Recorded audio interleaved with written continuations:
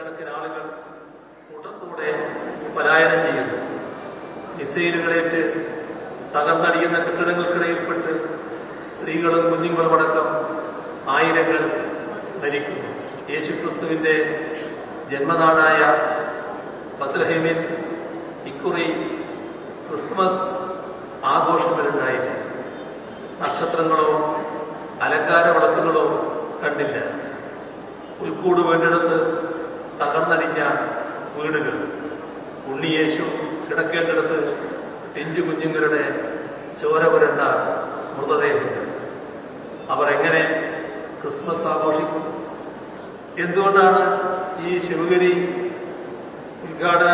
തീർത്ഥാടനത്തിന്റെ ഉദ്ഘാടന സമ്മേളനത്തിൽ ഇത്രയും കാര്യങ്ങൾ വിശദമാക്കുന്നത് എന്ന് ചിന്തിക്കുന്നത് ചിലരുണ്ടാകാം.